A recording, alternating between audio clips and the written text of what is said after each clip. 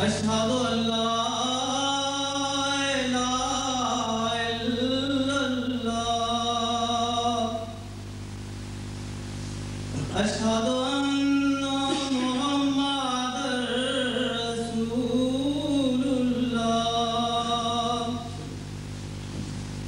أشهد أن محمدا رسول الله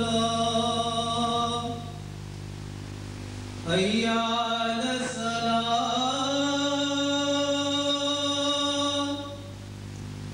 حي على الصلاة حي على الفلاح حي على الفلاح الله أكبر الله أكبر لا إله إلا الله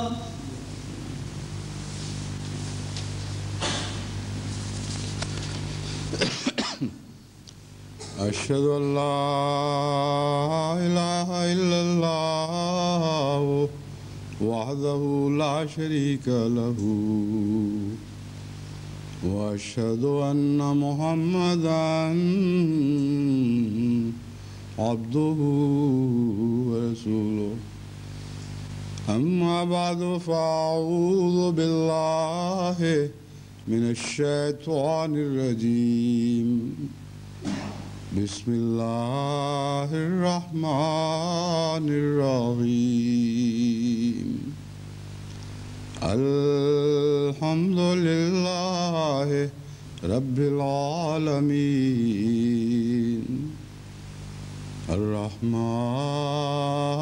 الرحيم مالك يوم الدين إياك نعبد وإياك نستعين اهدنا الصراط المستقيم صراط الذين أنعمت عليهم غير المغضوب عليهم ولا الضالين شهد الله أنه لا إله إلا هو والملائكة أولو العلم قائما بالقسط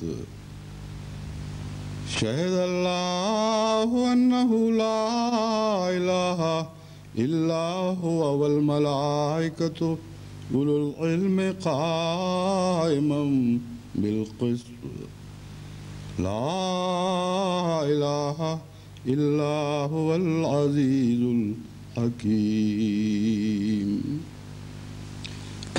آل عمران آیت 19۔ اس آیت کا ترجمہ یہ ہے کہ اللہ تعالیٰ گواہی دیتا ہے کہ اس کے سوا اور کوئی معبود نہیں، اور وہ یہ گواہی انصاف پر قائم ہوتے ہوئے دے رہا ہے۔ والملائکۃ اولو العلم، اور ملائکہ و اولو العلم فرشتے بھی یہی گواہی دیتے ہیں اور اہل علم بھی یہی گواہی دیتے ہیں۔ لا الہ الا هو العزیز الحکیم، اس کے سوا اور کوئی خدا نہیں ہے، وہی اللہ ہے اور وہ غالب اور حکمت والا ہے۔ یہاں یہ بات قابل توجہ ہے کہ قائم بالقسط کو آخر پر رکھا ہے، یعنی عبارت اس طرح بنتی ہے کہ اللہ گواہی دیتا ہے کہ اس کے سوا کوئی معبود نہیں، اور ملائکہ اور اولو العلم بھی قائم بالقسط، قسط پر قائم ہوتے ہوئے۔ لیکن لفظ قائم کو واحد میں رکھا ہے، قائمینہ نہیں فرمایا۔ اگر قائمینہ کہا جاتا تو مراد یہ تھی کہ سارے انصاف پر قائم ہوتے ہوئے گواہی دیتے ہیں، لیکن انصاف پر قائم ہونے کی تعریف صرف حضرت جل شانہ اللہ تعالیٰ کے ساتھ تعلق رکھتی ہے اور باقی ذیل میں آتے ہیں۔ یہ بھی توحید کا ایک بہت ہی اعلیٰ مضمون ہے۔ توحید کی گواہی دینے والا صاحب توحید سے بڑھ کر کوئی ہو نہیں سکتا۔ وہی ہے جس کی ہر حال پر، ہر دنیا پر، ہر زمانے پر، کائنات کی ہر چیز پر نظر ہے، اور جس کی نظر نہ ہو اتنی وسیع، نہ زمانوں پر حاوی ہو نہ مکان پر، وہ ذاتی گواہی نہیں دے سکتا۔ فرمایا قائم بالقسط تو اللہ ہی ہے، اس کی گواہی کو سن کر اس پر یقین اور ایمان لاتے ہوئے پھر فرشتے بھی گواہی دیتے ہیں، اور یہ آوازیں بڑھتی چلی جاتی ہیں، اور اولو العلم یہ گواہی دیتے ہیں۔ اور جب اولو العلم کہا جاتا ہے تو سب سے اول اور اعلیٰ صاحب علم ذات حضرت اقدس محمد مصطفیٰ صلی اللہ علیہ وآلہ وسلم کی ذات ہے۔ بس یہ بھی ترجمہ کیا جا سکتا ہے کہ اللہ گواہی دیتا ہے کہ اس کے سوا اور کوئی خدا نہیں، اور وہ یہ گواہی قسط پر قائم ہوتے ہوئے، انصاف پر قائم ہوتے ہوئے دیتا ہے۔ اس کے ساتھ فرشتے بھی گواہی دیتے ہیں، اور تمام اہل علم جن کے سردار حضرت محمد مصطفیٰ صلی اللہ علیہ وآلہ وسلم ہیں، ان کی بھی یہی گواہی ہے۔ بس یہ جو مضمون چل رہا ہے یہ حضرت اقدس محمد رسول اللہ صلی اللہ علیہ وآلہ وسلم کی گواہی کے تعلق میں ہے، لیکن اس گواہی کی بنا اللہ کی گواہی ہے، اور ہر گواہی کی شاخ اسی ایک تنے سے پھوٹتی ہے۔ قابل اعتماد انصاف کی گواہی صرف خدا واحد و یگانہ کی گواہی ہے، جس کے تابع جو گواہی آتی چلی جائے گی وہ بھی اتنی ہی قابل اعتماد ہوتی چلی جائے گی۔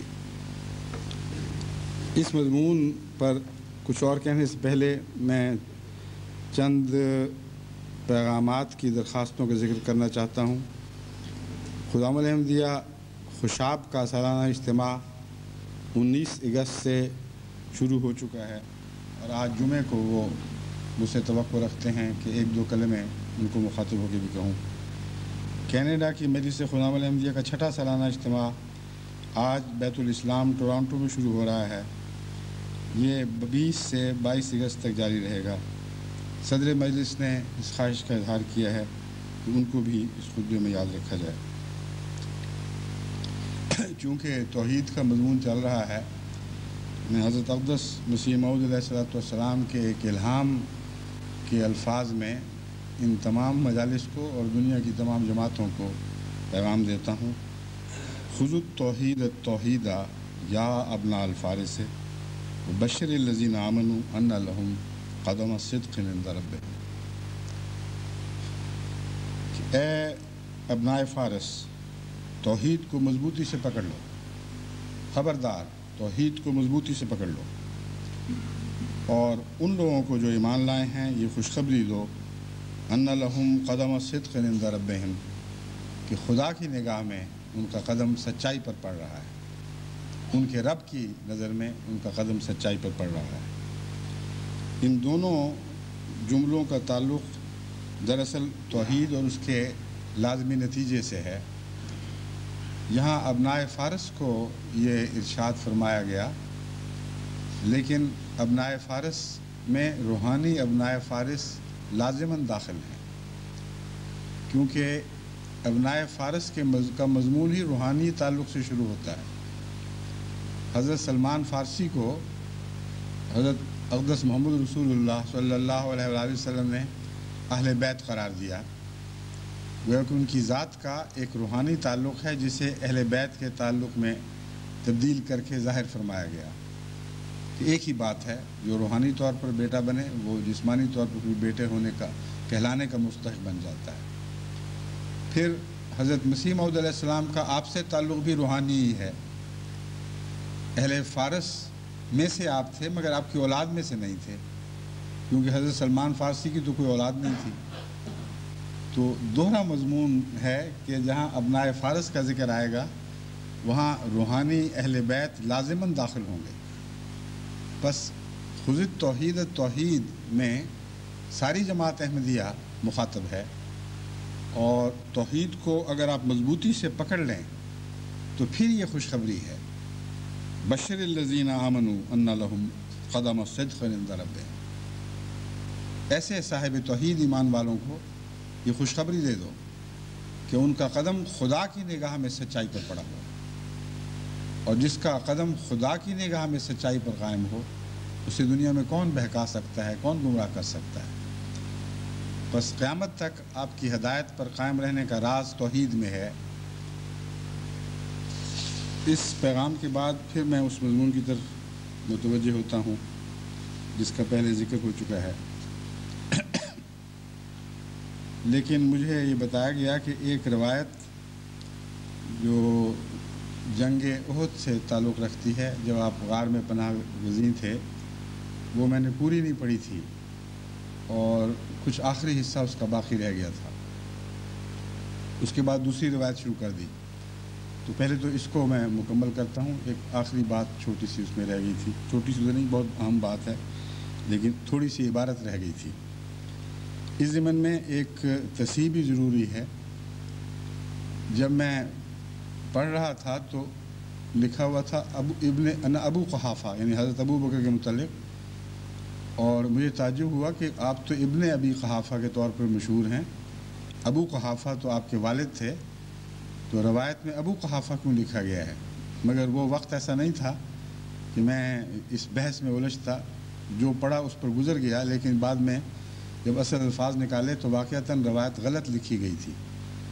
حضرت ابو بکر کا معروف نام ہے، سب جانتے ہیں کہ ابن ابی قحافہ کے نام سے، یا ابن ابی قحافہ کے نام کے آپ کی کنیت تھی اور اسی نام سے آپ معروف تھے۔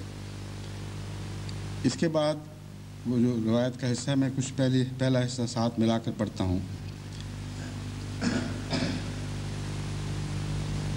ثم اخذ يرتجز اولهبل قال النبي صلی اللہ علیہ وسلم الا تجیبوا له قالوا ایا رسول اللہ ما نقول قال قولوا الله اعلی واجل قال ان لنا العزى ولا عزى لكم فقال النبي صلی اللہ علیہ وسلم الا تجیبوا له قالوا یا رسول اللہ ما نقول قال قولوا اللہ مولانا ولا مولا لکم۔ بخاری کتاب الجہاد والسیر باب ما یکرہ من التنازع والاختلاف ہے۔ اس کا ترجمہ یہ ہے کہ جب ابو سفیان نے زجر شروع کی تو زجر میں اس نے یہ کہا، اولو حبل، بلند ہو حبل کا نام، بلند ہو حبل کا نام۔ حضرت اقدس محمد رسول اللہ صلی اللہ علیہ وسلم جو اس وقت تک احتیاط کے تقاضوں کے پیش نظر خاموش رہنے کی تلقین فرما رہے تھے، آپ نے بے اختیار ہو کر صحابہ کو مخاطب کرتے ہوئے فرمایا کہ تم جواب کیوں نہیں، کیا تم اس کا جواب نہیں دو گے؟ تو صحابہ نے عرض کیا، ہاں کیوں نہیں یا رسول اللہ، مگر کیا جواب دیں؟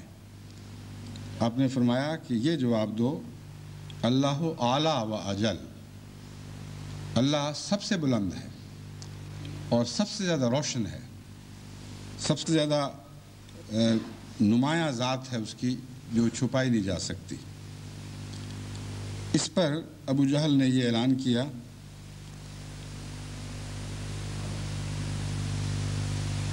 ان لنا العزى ولا عزى لكم، کہ ہمارے خداؤں میں تو ایک عزا نام بھی آتا ہے، اس عزا کی تائید ہمیں شامل حال ہے، اور تمہارا کوئی عزا نہیں ہے، کسی عزا سے تم مدد نہیں مانگ سکتے۔ پھر حضرت اقدس محمد رسول اللہ صلی اللہ علیہ وسلم بے چین ہوئے اور فرمایا، کیا تم ان کو جواب نہیں دو گے؟ صحابہ نے عرض کیا، یا رسول اللہ کیا جواب دیں؟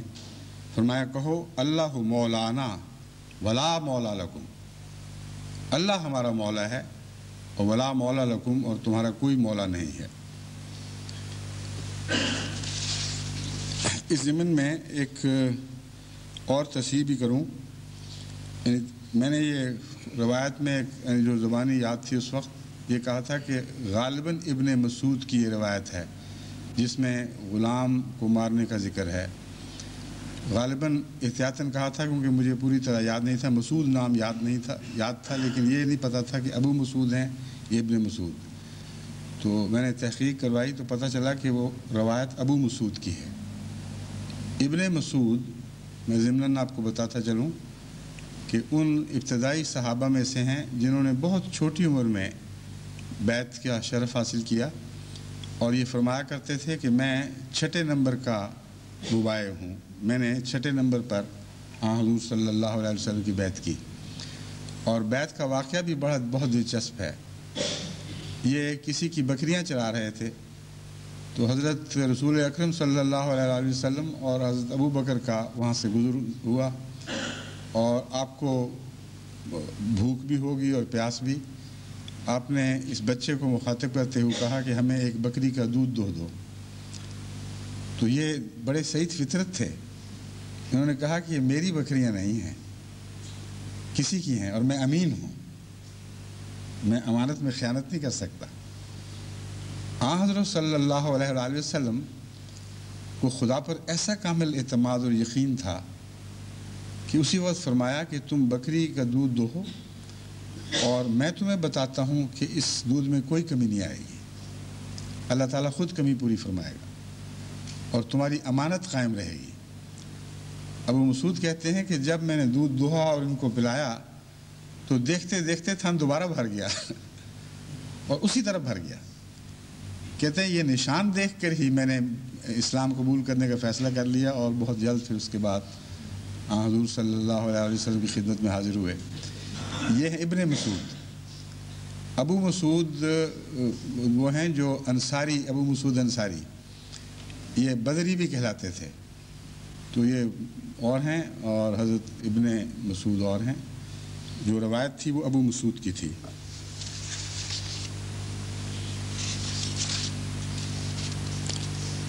اب میں وہ بقیہ روایت آپ کے سامنے رکھتا ہوں جس میں میں یہاں تک پہنچا تھا کہ حضرت اقدس محمد رسول اللہ صلی اللہ علیہ وآلہ وسلم نے ممبر پر چڑھ کر بڑے جوش اور بڑی شان و شوقت کے ساتھ خدا تعالیٰ کی حمد کے ترانے گائے، خدا تعالیٰ کی وحدانیت کا ذکر فرمایا، اور خدا کی طرف سے یہ پیغام بنی نوع انسان کو دیا۔ اس پیغام کا ایک حصہ یہ تھا، اے میرے بندو تم سب ننگے ہو سوائے اس کے جس کو میں لباس پہناؤں۔ یہاں تک میں بات کر چکا تھا۔ اب اس کا اگلا حصہ ہے، بس مجھ سے لباس مانگو میں تمہیں لباس پہناؤں گا۔ اے میرے بندو تم دن رات غلطیاں کرو تو بھی تمہارے گناہ بخش سکتا ہوں، بس مجھ سے ہی بخشش مانگو۔ یہ مضمون آپس میں ایک دوسرے سے گہرا تعلق رکھتا ہے۔ لباس کے متعلق میں نے آپ کو بتایا تھا کہ اصل لباس تو لباس التقویٰ ہے۔ وہ لباس نصیب نہ ہو تو انسان ہر لباس میں ننگا رہتا ہے۔ اور اس کے مان بعد حضرت اقدس محمد رسول اللہ صلی اللہ علیہ وآلہ وسلم خدا کا جو پیغام دیتے ہیں وہ اسی بات کو ظاہر کرتا ہے کہ اگرچہ عام لباس کا بھی ذکر ہو تب بھی اصل لباس وہ لباس ہے جو خدا کی طرف سے عطا ہوتا ہے، جس سے گناہ ڈھانپے جاتے ہیں، جس سے گناہ ایسی حالت میں ڈھانپے جاتے ہیں کہ اس ستاری کے پردے تلے انسان ان گناہوں کی بیماریوں کو دور کرتا چلا جاتا ہے اور ان سے صحت یاب ہوتا چلا جاتا ہے۔ استغفار حقیقت میں اسی کا نام ہے۔ استغفار کا ایک پہلو ہے کوریدتے ہوئے مٹی میں چھپ جانا یا کسی اور چیز کے پیچھے، جیسے حضرت آدم پتوں میں چھپنے کی کوشش کر رہے تھے، تو اپنے گناہوں کو حیا کے نتیجے میں چھپانا، یہ استغفار ہے۔ یہی عمل بے حیا کے نتیجے میں نہیں بلکہ دکھاوے کے نتیجے میں بھی ہوتا ہے اور منافقت کے نتیجے میں بھی ہوتا ہے۔ ایک آدمی اپنے گناہوں سے پر پردہ ڈالنے کی کوشش کرتا ہے حیا کے نتیجے میں نہیں بلکہ ریاکاری کے نتیجے میں، وہ عمل استغفار نہیں ہے۔ استغفار کا تعلق حیا سے ہے، اور جب حیا کے نتیجے میں خدا سے بخشش مانگی جائے اور اس کا پردہ ستاری کو طلب کیا جائے تو لازماً حیا کا تقاضا ہے کہ اس داغ کو دور کرنے کی کوشش کی جائے۔ ایک انسان کے چہرے پر داغ ہو، وہ باہر نکلتا ہے، شرماتا ہے، تو اس داغ کو واپس آ کر دور بھی کرنے کی تو کوشش کرتا ہے، اس کو اسی طرح تو نہیں لیے پھرتا۔ بس حیا کا تعلق ایک احساس سے ہے کہ میرے اندر ایک نقص ہے، اور وہ حیا اس نقص کو دور کرنے میں ممد ثابت ہوتی ہے اور اس کی طرف توجہ دلاتی رہتی ہے۔ بس خدا سے بخشش مانگنے کا ہرگز یہ مطلب نہیں کہ اے خدا ہم میرے پردے ڈھانپ دے اور ہم جو چاہیں کرتے رہیں اور اسی طرح رہیں، بلکہ مراد یہ ہے کہ ہمیں موقع دے، استطاعت عطا فرما کہ ہم چھپ کر جہاں تک زور لگتا ہے ان گناہوں کو دور کرنے کی کوشش کرتے رہیں۔ بس اس کا تعلق بھی لباس ہی سے ہے۔ دیکھیں کیسا فصیح و بلیغ کلام ہے۔ لباس کے مان بعد جبکہ عام انسان کا ذہن اس طرف جا ہی نہیں سکتا کہ آگے کیا مضمون ہونا چاہیے، فرمایا میرے بندو تم دن رات غلطیاں کرو تو بھی میں تمہارے گناہ بخش سکتا ہوں۔ یہاں گناہ بخشنے کا اردو محاورہ ہے، اس کی طرف نظر نہ رکھیں، بلکہ جو عربی میں استغفار اور غفران کا مضمون ہے اس کو پیش نظر رکھیں تو وہ بات بنے گی جو میں آپ سے پہلے عرض کر چکا ہوں۔ بس مجھ سے ہی بخشش مانگو، مجھ سے استغفار کرو، میں تمہیں بخش دوں گا۔ اے میرے بندو تم مجھے کوئی نقصان نہیں پہنچا سکتے کہ نقصان پہنچانے کا ارادہ کرو، اور نہ ہی تم مجھے نفع پہنچا سکتے ہو۔ اس کا تعلق بدی اور نیکی سے ہے۔ خدا کو ویسے تو کوئی نقصان پہنچا ہی نہیں سکتا، لیکن خدا کے احکام کی بے حرمتی کر کے گناہوں میں ملوث ہو کر خدا سے ایک قسم کی بے اعتنائی اور تکبر کا اظہار کر سکتا ہے، اور یہی مراد ہے نقصان پہنچانے کی۔ تو فرمایا کہ تم گناہ تو کرتے ہو، اگر مجھ سے بخشش مانگو گے تو میں بخش دوں گا اور بخش سکتا ہوں، لیکن اگر تم بے پرواہ ہو جاؤ اور مجھ سے بے نیاز ہو جاؤ تو تمام عمر گناہوں میں ملوث رہو، سیاہ ترین اعمال کے مرتکب ہو، لیکن تم میرا کچھ بھی بگاڑ نہیں سکتے۔ اور یاد رکھو تمہاری نیکیاں بھی مجھ پر کوئی احسان نہیں ہے، اور میری سلطنت میں ایک ذرے کا بھی اضافہ نہیں کر سکتی۔ جو کچھ ہے تمہارے لیے ہے۔ گناہ کرو گے تو تم اپنا نقصان اٹھاؤ گے، اپنی ذات کو نقصان پہنچاؤ گے، اگر نیکیاں کرو گے تو اپنے لیے۔ ہاں یہ فیض میری طرف سے تمہیں پہنچے گا کہ تمہیں بدیوں سے بچاؤں اور تمہارے گناہوں کو بخشوں اور نیکیوں کی جزا دوں، کیونکہ بدیوں کی سزا سے بچنا انسان کے ہاتھ میں نہیں ہے، نیکیوں کی جزا پانا انسان کے ہاتھ میں نہیں ہے۔ تو انسان تو خدا کا کچھ بھی نہیں کر سکتا، نہ بدیوں سے نقصان نہ نیکیوں سے اس کا فائدہ، لیکن خدا اس کو بدیوں سے بچا کر اس کا فائدہ پہنچا سکتا ہے، اور نیکیوں کی جزا دے کر جو مالک ہے چاہے تو نہ دے اس کو عطا فرما سکتا ہے۔ تو کلیتاً احسان کا رخ خدا کی طرف سے بندوں کی طرف ہے۔ پھر فرمایا اے میرے بندو اگر تمہارے سب اگلے اور پچھلے جن و انس سب کے سب اول درجے کے متقی اور پرہیزگار بن جائیں، اور اس شخص کی طرح بن جائیں جو تم میں سب سے زیادہ تقوی رکھتا ہے۔ سمجھیں کون مراد ہے؟ حضرت اقدس محمد مصطفیٰ صلی اللہ علیہ وآلہ وسلم۔ حضرت مسلم موعود نے ایک دفعہ خطبے میں بیان کیا تھا کہ خدا تعالیٰ نے یہ رستہ کھلا رکھا ہے کہ ایک انسان محمد تک پہنچے، لیکن پہنچ کوئی نہیں سکے گا، کیونکہ خدا تعالیٰ جانتا ہے، عالم الغیب ہے، اس کھلی دوڑ کی آزادی دے کر جانتا ہے کہ کون آگے نکل چکا اور اس کے بعد کوئی اس کو پیچھے نہیں چھوڑ سکے گا۔ اس مضمون کو توڑ مروڑ کر مولویوں نے وہ گند اچھالا اور کہا دیکھو جی یہ عقیدہ رکھتے ہیں کہ اب جو کتنے محمد بن سکتے ہیں، کروڑوں بن سکتے ہیں۔ نعوذ باللہ من ذالک، ہرگز یہ مراد نہیں، اور یہ گستاخی نہیں ہے، یہ ایک شان کا اظہار ہے۔ خدا تعالیٰ یہی بیان فرما رہا ہے، کہتا ہے تم میں سے سارے محمد بن جاؤ، تب بھی میری سلطنت میں کوئی اضافہ نہیں کر سکتے۔ اگر اتقاکم سے محمد رسول اللہ مراد نہیں ہے تو اور کون مراد ہو سکتا ہے؟ کہ تمام بنی نوع انسان میں سب سے زیادہ متقی حضرت اقدس محمد رسول اللہ تھے. فرمایا تم سارے بن جاؤ تب بھی میری سلطنت میں اضافہ نہیں کر سکتے. بس وہ لوگ جو بعض دفعہ عشق محمد میں مبالغہ اس حد تک کرتے ہیں کہ گویا خدا محمد کے لیے پیدا ہوا ہے یا تھا، ان کو تقوی اختیار کرنا چاہیے. حضرت محمد رسول اللہ صلی اللہ علیہ وسلم جو خدا کا پیغام دے رہے ہیں اس سے پتہ چلتا ہے کہ توحید کامل یہ ہے کہ ہر دوسرا وجود مٹ جائے اور فنا ہو تب بھی خدا کی توحید اسی شان کے ساتھ کامل درجے پر قائم رہتی ہے. بس اس کے بعد فرمایا متقی پرہیزگار بن جائیں، اس شخص کی طرح ہو جائیں جو تم میں سب سے زیادہ تقوی رکھتا ہے، تو تمہارا ایسا ہو جانا میری بادشاہت میں ایک ذرہ بھر اضافہ نہیں کر سکتا. اے میرے بندو، اگر تمہارے سب اگلے اور پچھلے جن و انس تم میں سے جو سب سے زیادہ بدکار ہے اور اس کے قلب بدنہاد کی طرح ہو جائیں، اس کے گناہ گار دل کی طرح ہو جائیں، تو بھی میری بادشاہت میں کسی چیز کی کمی نہیں کر سکتے. سب سے زیادہ گناہ گار کا دل ہو جانا بتاتا ہے کہ دل تو گناہوں کا مرکز ہے، وہیں سے گناہ پھوٹتے ہیں اور بالآخر اسی کو سیاہ کر جاتے ہیں. تو مجسم گناہ بن جائیں، یہ مراد ہے، تب بھی میری بادشاہت میں کوئی کمی نہیں کر سکتے. اے میرے بندو، اگر تمہارے سب اگلے اور پچھلے جن و انس ایک میدان میں اکٹھے ہو جائیں اور مجھ سے حاجات مانگیں اور میں ہر ایک انسان کی حاجات پوری کر دوں، تو بھی میری خزانوں میں اتنی بھی کمی نہیں آئے گی جتنی سمندر میں سوئی ڈبو کر اسے باہر نکال لیا جائے تو اس کے کنارے پر جتنا پانی رہ جاتا ہے اتنی کمی بھی میرے خزانوں میں نہیں آئے گی.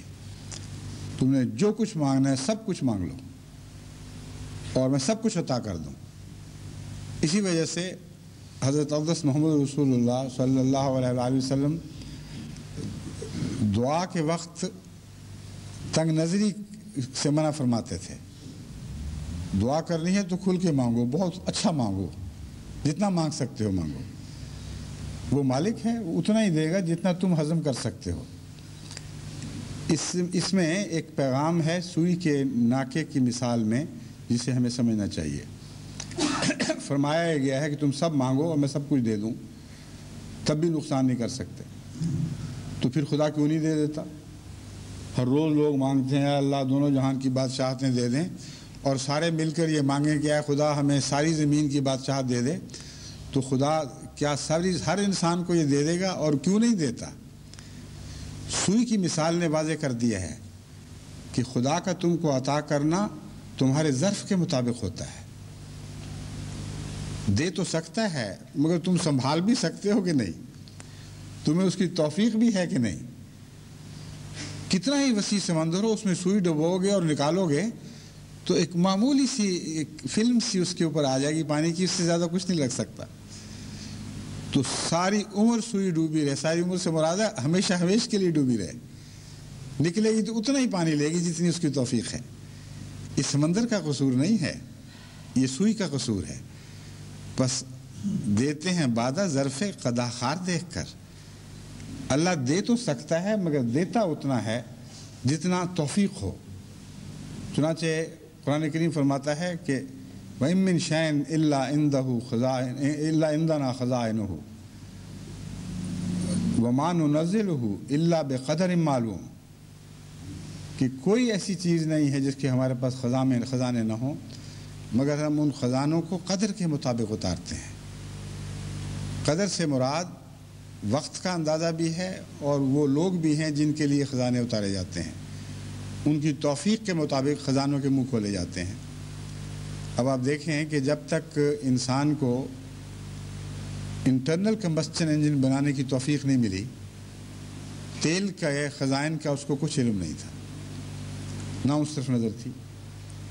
بے شمار خزائن بکھرے پڑے تھے. وہ لوگ سمجھتے تھے کہ مصیبت ہے، تیل کی وجہ سے ہماری زمینیں بنجر ہو گئیں. جہاں جہاں تیل کے اثر باہر ظاہر ہوتے تھے وہ زمینوں کو گندا کر دیتے تھے اور لوگ اسے نقصان سمجھا کرتے تھے. جب وہ انجن ایجاد ہوئے جن کے اندر ایندھن جلتا ہے، یعنی کوئلہ تو باہر جلتا ہے اور اندر گرمی پہنچاتا ہے، پٹرول انجن کے اندر جلتا ہے۔ جب انسانی دماغ اس حد تک پہنچا کہ ایسی مشینیں ایجاد کرے تو بین ہی وہی زمانہ ہے کہ تیل دریافت ہو گیا۔ تو عطا کرنے والے کی بحث نہیں ہے، یعنی صرف عطا کرنے والے کی بحث نہیں ہے، جن لوگوں کی توفیق ہے اس کے مطابق اس عطا کرنے والا عطا کرتا ہے، ورنہ وہ صاحب حکمت نہیں ہو سکتا۔ بس حضرت اقدس محمد رسول اللہ صلی اللہ علیہ وسلم جو فرماتے ہیں یہ اس کا مفہوم ہے، اور دعاؤں کا لا انتہا ہونا دراصل اپنی لا علمی کا اظہار ہے۔ ہمیں پتہ نہیں ہماری توفیق کیا ہے، اس لیے ہم کم کیوں مانگ لیں جب علم ہے کہ خدا اتنا ہی دے گا جتنی توفیق ہے، جتنا سنبھالا جائے، تو مانگو بے حد پھر، اور وہ پھر اپنے فضل تم پر جاری فرمائے گا۔ اور اس کا ایک تعلق بعد کی دنیا سے بھی ہے۔ اس دنیا میں دو باتوں سے ہے، اس دنیا کے میں بعد کی عمر سے بھی اور مرنے کے بعد کے زمانے سے بھی، کیونکہ توفیق بعض دفعہ بڑھ جاتی ہے۔ ایک بچہ علم کے لحاظ سے کم توفیق رکھتا ہے، اس کو آپ وہی باتیں بتاتے ہیں جو وہ سمجھ سکتا ہے، لیکن ہمیشہ تو ایک حال پر نہیں رہا کرتا، وہ علم میں ترقی کرتا چلا جاتا ہے، اس کے علم کے برتن وسیع ہوتے چلے جاتے ہیں، پھر وہ ایسی ایسی باتیں سنبھال سکتا ہے اور جذب کر سکتا ہے، ان سے فائدے اٹھا سکتا ہے کہ جہاں اول زمانے میں اس کا ذہن بھی نہیں پہنچ سکتا تھا، اس کا تصور بھی نہیں جاتا تھا۔ تو پھر توفیق بڑھ جاتی ہے۔ اس لیے اگر آپ زیادہ مانگیں گے تو ہو سکتا ہے آپ کی آئندہ بڑی ہوئی توفیق کے زمانے میں آپ کو وہ عطا ہو جائے۔ پھر مرنے کے بعد کی دنیا میں انسان ہمیشہ ترقی کرے گا، مسلسل ایک حالت سے اعلیٰ حالت کی طرف چلے گا، اور آج کی دعائیں کل کی دنیا میں کام آئیں گی۔ بس خدا تعالیٰ سے جب مانگا جائے تو لامتناہی مانگنا چاہیے، اپنی موجودہ حیثیت کو دیکھ کر نہیں، بلکہ خدا کی لامتناہی شان اور صفات کو دیکھتے ہوئے، لامتناہی صفات کو دیکھتے ہوئے اور علم کامل کو دیکھتے ہوئے یہ توقع رکھنی چاہیے کہ اللہ تعالیٰ اتنا ہی دے گا جو ہم آج سما سکتے ہیں اپنی ذات میں، اور جوں ہماری ذات کی صلاحیتیں بڑھتی چلی جائیں گی اللہ تعالیٰ ان باتوں کو یاد رکھے گا اور یہ عطا بڑھاتا چلا جائے گا۔ یہ باتیں ہم نے حال ہی میں دیکھی ہیں۔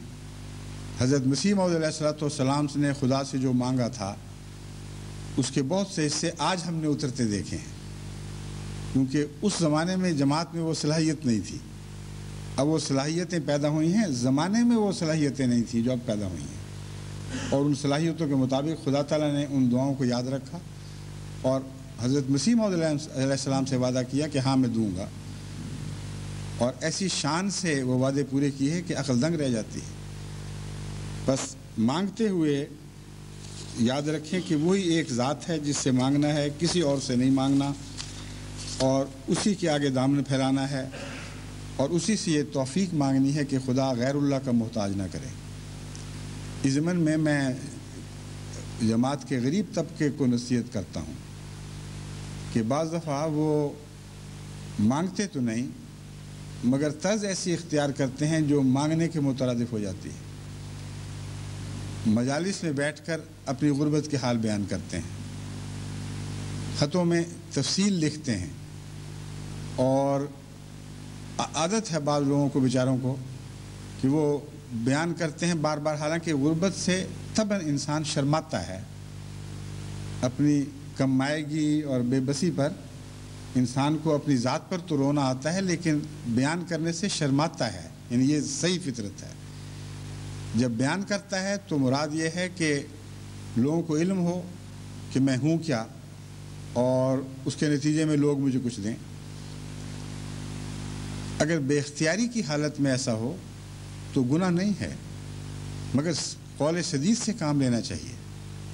کسی کو کہنا چاہیے کہ میں اس طرح ضرورت مند ہوں، تمہارا بھائی ہوں، میرا حق تم پر ہے، مجھے کچھ دے دو اور خدا کی خاطر دو، تو یہ عملاً خدا سے مانگنے ہی کی ایک قسم ہے اگر خدا کے حوالے سے مانگا جائے۔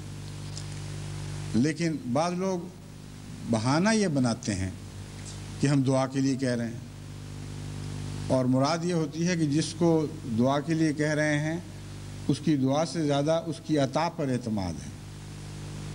وہ دعا کرے نہ کرے کچھ دے تو دے. یہ نفس کے باریک دھوکے ہیں، اور ہر قسم کے دھوکے کی نفی کرنا توحید کا کام ہے. توحید خالص کے نتیجے میں انسان نفس کے باریک سے باریک دھوکوں سے بھی آزاد ہوتا چلا جاتا ہے. جب کامل طور پر توحید عطا ہو جائے تو پھر ایسے بہانوں، ایسی چھوٹی چھوٹی باتوں سے انسان بہت بلند ہو جاتا ہے. اور یہ سفر ہے جو عام حالت سے حضرت اقدس محمد رسول اللہ صلی اللہ علیہ وآلہ وسلم کی اعلیٰ و عرفہ ذات کی طرف کا سفر ہے. سفر تو سب خدا ہی کی طرف ہونا چاہیے. پھر میں نے کیوں کہا کہ یہ سفر حضرت محمد رسول اللہ صلی اللہ علیہ وآلہ وسلم کی ذات کی طرف کا سفر ہے؟ اس لیے کہ یہ وہی رستہ ہے جو خدا کی طرف لے جاتا ہے. اور اس رستے پر سب سے آگے حضور اکرم صلی اللہ علیہ وسلم ہے.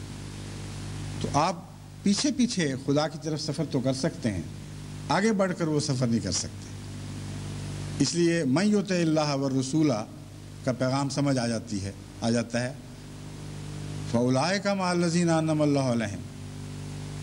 تم اطاعت کرو اللہ کی، یعنی اس کے رسول کی بھی. والرسول میں خدا کی ذات کے سوا کوئی مقابل پر ذات کھڑی نہیں کی گئی. یہ بتایا گیا ہے کہ اللہ کی اطاعت، لیکن کس طرح اطاعت کرو گے؟ محمد رسول اللہ کی اطاعت کرو گے تو خدا کی اطاعت سمجھ آئے گی، ورنہ تمہیں سمجھ نہیں آ سکتی. اس رسول کی احتیاط ضروری ہو گئی ہے تمہارے لیے، کیونکہ اس نے اطاعت کے سارے مراحل طے کر لیے ہیں اور کامل طور پر کر لیے ہیں. اور توحید خالص بھی محمد رسول اللہ صلی اللہ علیہ وآلہ وسلم کی اطاعت ہی سے نصیب ہو سکتی ہے، ورنہ بڑے بڑے مواحد کہلانے والے ہیں جن کے نفس نے ان کو دھوکہ دے رکھا ہے. توحید کے نام پر میں نے شرک کی تعلیم دینے والے بھی دیکھے ہیں. بس ایک ہی پاک توحید ہے جہاں کسی غیر اللہ کا کوئی شائبہ نہیں ہے، کوئی سایہ بھی نہیں پڑتا. وہ حضرت اقدس محمد رسول اللہ صلی اللہ علیہ وآلہ وسلم کی توحید ہے. اس توحید پر کامل بنا کرتے ہوئے، ایک ذرہ بھی شک نہ رکھتے ہوئے دل میں آپ کی مطابقت کریں تو معراج کی طرف حرکت ہے. یہ یعنی حضرت محمد رسول اللہ صلی اللہ علیہ وآلہ وسلم کے آخری مقام کی طرف حرکت ہے. اس ضمن میں آج کل کے بہت سے مواحد کہلانے والے فرقوں کا ذکر کرنا ضروری سمجھتا ہوں. جو فرقے توحید پر زور دیتے ہیں بہت اچھا کرتے ہیں. مثلا سعودی عرب میں اس کا وہابیت کا بڑا زور ہے. جتنا وہ توحید پر زور دیتے ہیں اچھی بات ہے، اور ایک مواحد کا فرض ہے کہ اس معاملے میں ان کی تائید کریں. لیکن بدنصیبی سے وہ توحید پر سفر ختم کر دیتے ہیں، حالانکہ توحید سے سفر شروع ہوا کرتا ہے.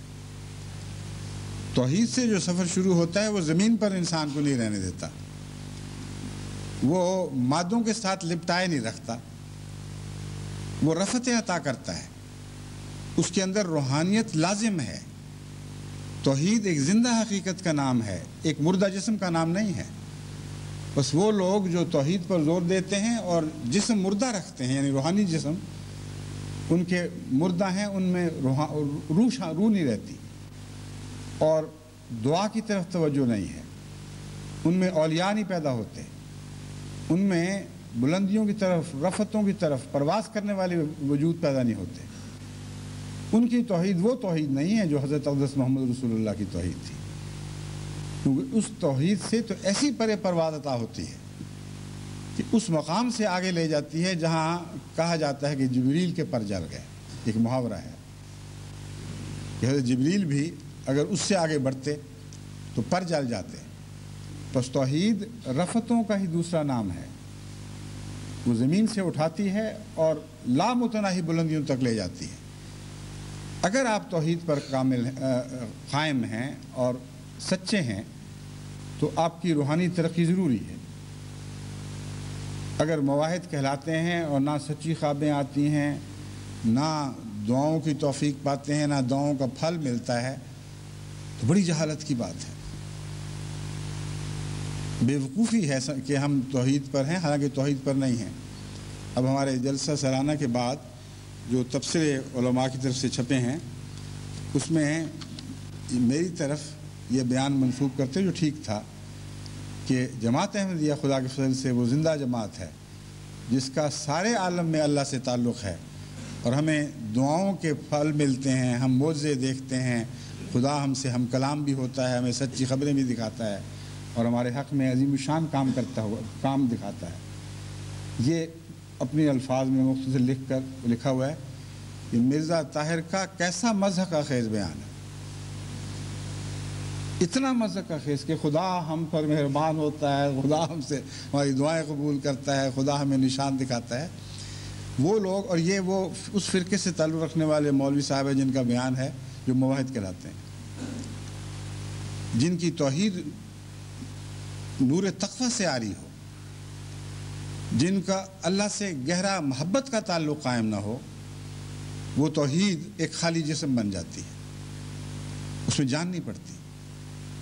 بس جہاں توحید دکھائی دے گی وہ لوگ اچھے لگیں گے، پیارے لگیں گے، مگر توحید کے جسم میں روح بھی تو ہونی چاہیے۔ مردہ توحید سے تو کوئی انسان کو کوئی بھی فائدہ حاصل نہیں ہو سکتا۔ وہ توحید کے لاشیں پھرتے ہوئے دکھائی دیں گے جن میں کوئی جان نہیں، جو خدا سے ملانے کی اہلیت نہیں رکھتی۔ بس اپنی توحید کو معنی خیز بنائیں، ایسا معنی خیز کہ جس کے نتیجے میں آپ کو قرب الہی کے پھل عطا ہوں۔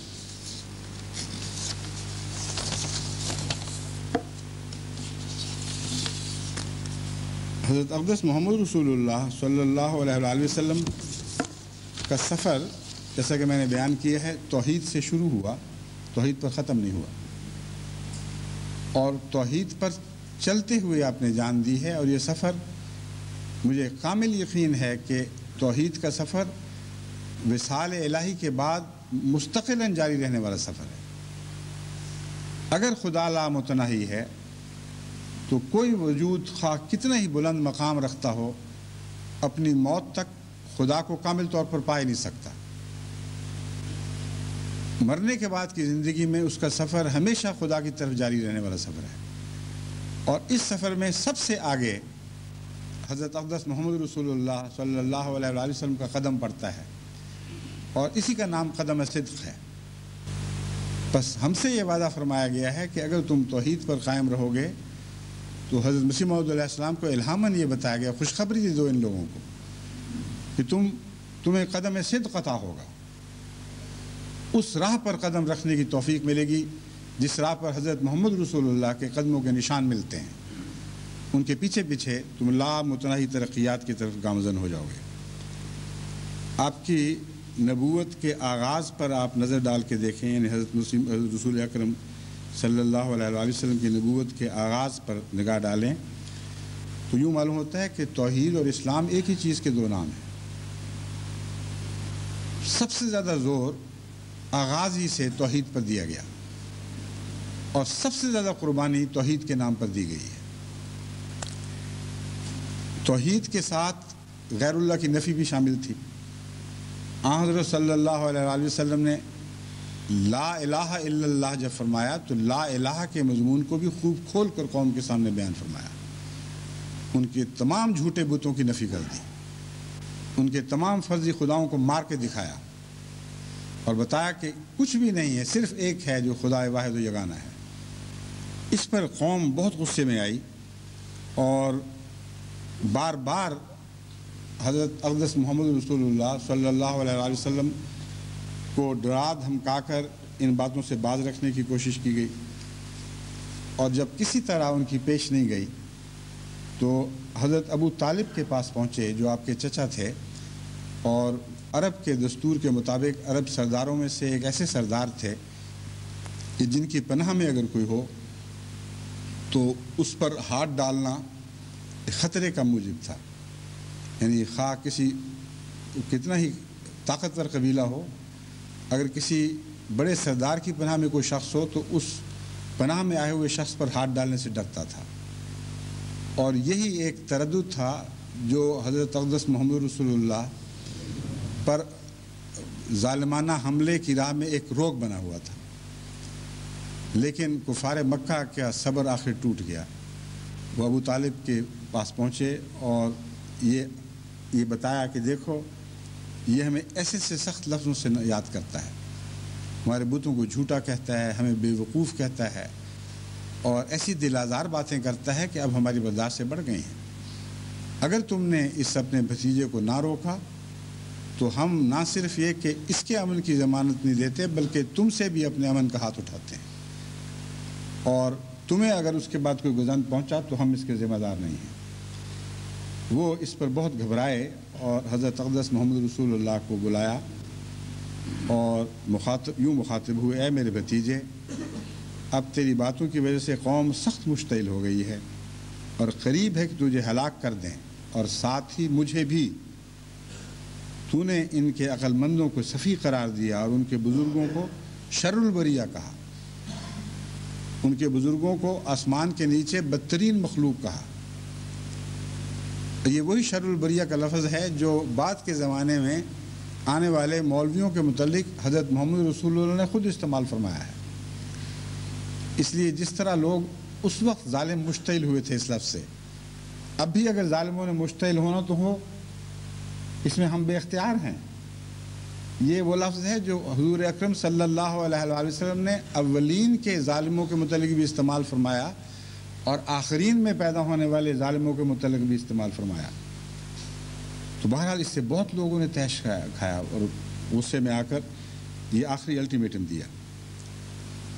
حضور اکرم صلی اللہ علیہ وآلہ وسلم ابو طالب کی بات آخر تک بڑے تحمل سے سنتے رہے اور پھر فرمایا، چچا یہ دشنام دہی نہیں ہے بلکہ نفس الامر کا عین محل پر بیان ہے. اس میں ہرگز کوئی اشتعال انگیزی نہیں، کوئی گالی دینا مراد نہیں ہے. میں اپنے نفس کو جانتا ہوں، ان چیزوں سے پاک ہے. یہ ایسی حقیقت کا بیان ہے جو بالکل برمحل صادق آ رہی ہے. بس جو شر البریہ ہے اس کو شر البریہ کہنا اس حال میں گالی نہیں کہلاتا جبکہ کہنے والا عارف باللہ ہو، وہ جانتا ہو کہ یہی ان کی کیفیت ہے، اور انہیں سمجھانے کی خاطر، انہیں دکھانے کی خاطر کہ تم کہاں تک جا پہنچے ہو، ان کو بتانا پڑتا ہے کہ یہ تمہارا حال ہے. اس میں کوئی اشتعال انگیزی کا جذبہ شامل نہیں ہوتا، کوئی انتقام کا جذبہ کار فرما نہیں ہوتا، کوئی غصے سے بے قابو ہونے کی حالت اس کی ذمہ دار نہیں ہوتی، بلکہ بڑے اطمینان سے انسان سمجھتا ہے کہ مجھے یہ کہنا پڑے گا اور جانتا ہے کہ اس کے بدلے میں مجھے اپنی جان کا خطرہ درپیش ہوگا. تو فرمایا یہ نفس الامر کا عین محل پر بیان ہے، اور یہی تو وہ کام ہے جس کے واسطے میں بھیجا گیا ہوں. میں اس کام سے کیسے رک سکتا ہوں؟ بھیجا گیا ہوں لوگوں کی خرابیاں ان پر ظاہر کر کے انہیں سیدھے رستے کی طرف بلاؤں، اور اگر اس راہ میں مجھے مرنا درپیش ہے تو میں بخوشی اپنے لیے اس موت کو قبول کرتا ہوں. میری زندگی اس راہ میں وقف ہے اور میں موت کے ڈر سے اظہار حق سے رک نہیں سکتا. اے چچا، اگر آپ کو اپنی کمزوری اور تکلیف کا خیال ہے تو آپ بے شک مجھے اپنے پناہ میں رکھنے سے دستبردار ہو جائیں، مگر میں احکام الہی کے پہنچانے سے کبھی نہیں روکوں گا. اور خدا کی قسم، اگر یہ لوگ میرے ایک ہاتھ میں سورج اور دوسرے ہاتھ میں چاند لا کر رکھ دیں تب بھی میں اپنے فرض سے باز نہیں رہوں گا، اور میں اپنے کام میں لگا رہوں گا حتیٰ کہ خدا اسے پورا کرے یا میں اس کوشش میں ہلاک ہو جاؤں.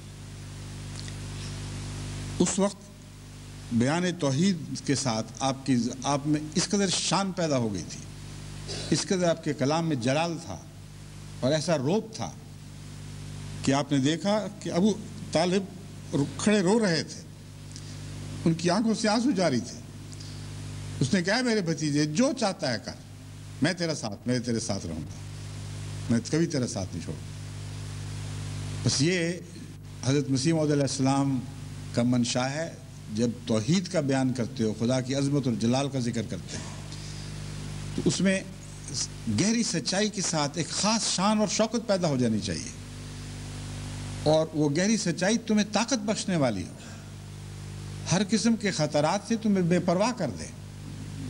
کوئی غیر اللہ کا خوف تمہاری راہ میں حائل نہ ہو، اور جب تم توحید کا بیان کرتے ہو تو ہرگز پرواہ نہ ہو کہ سننے والے اس سے کیا سمجھتے ہیں، کیا رد عمل دکھاتے ہیں اور تمہیں کیا کیا خطرات درپیش ہوتے ہیں۔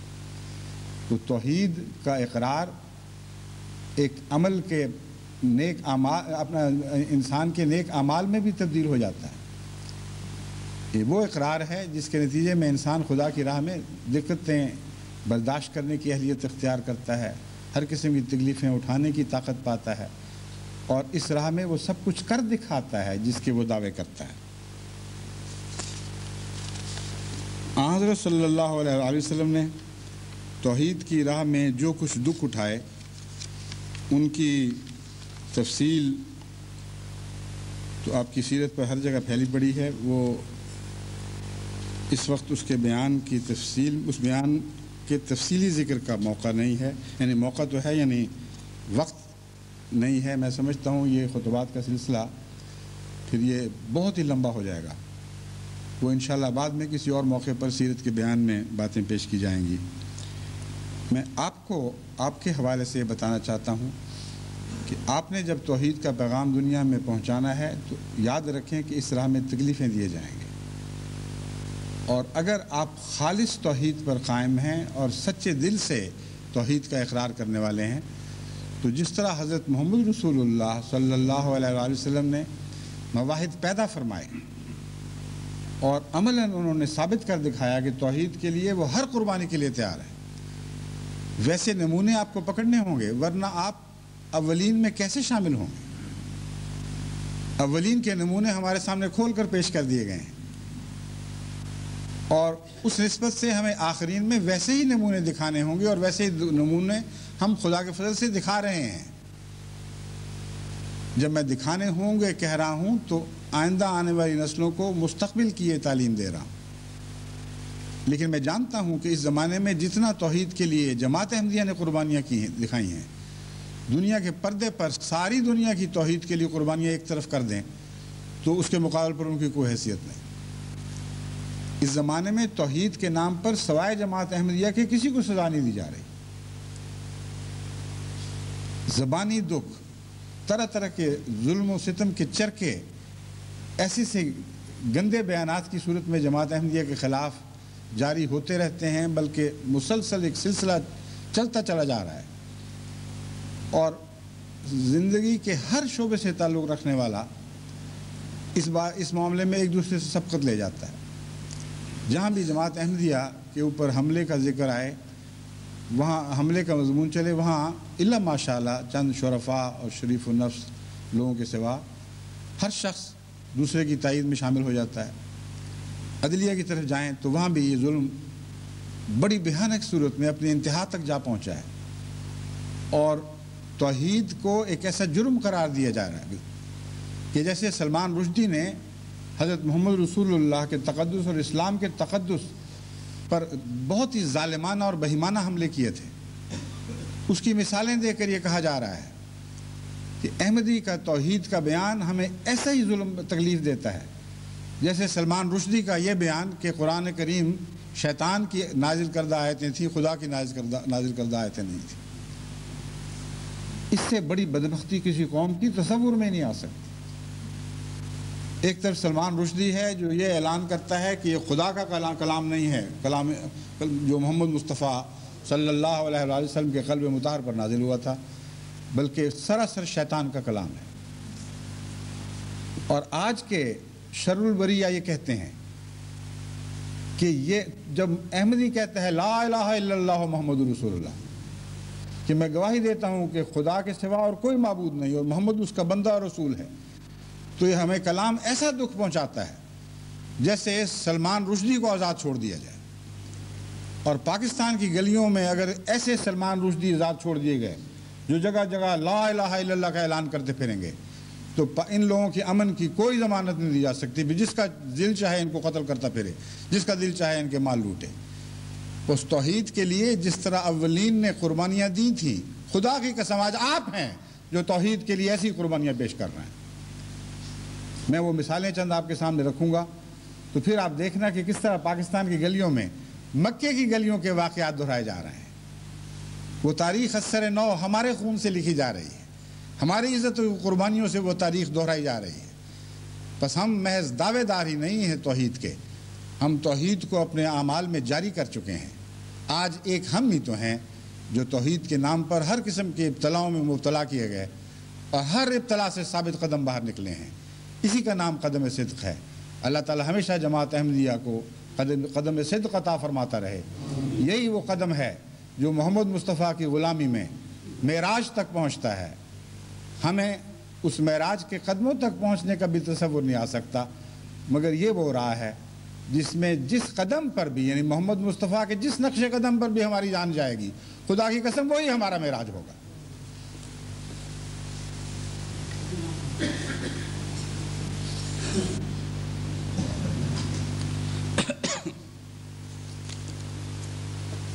الحمد لله نحمده ونستعينه ونستغفره ونؤمن به ونتوكل عليه ونعوذ بالله من شرور أنفسنا ومن سيئات أعمالنا من يهده الله فلا مضل له ومن يضلله فلا هادي له ونشهد أن لا إله إلا الله وحده لا شريك له ونشهد أن محمدًا عبده ورسوله عباد الله رحمكم الله إن الله يأمر بالعدل والإحسان وإيتاء ذي القربى وينهى عن الفحشاء والمنكر والبغي يعظكم لعلكم تذكرون اذكروا الله يذكركم وادعوه يستجب لكم وَلَذِكْرُ اللَّهِ أَكْبَرُ۔ امام صاحب نے بتایا ہے کہ ابھی تک جمعے میں مسافروں اور زائرین کی بہت بھاری تعداد ہے، اور ان کی رعایت رکھتے ہوئے اگر آج بھی جمعے کے بعد نماز عصر جمع ہو جائے تو مذائقہ نہیں ہوگا، اس لیے آج بھی نماز جمعہ کے ساتھ ہی نماز عصر پڑھی جائے گی۔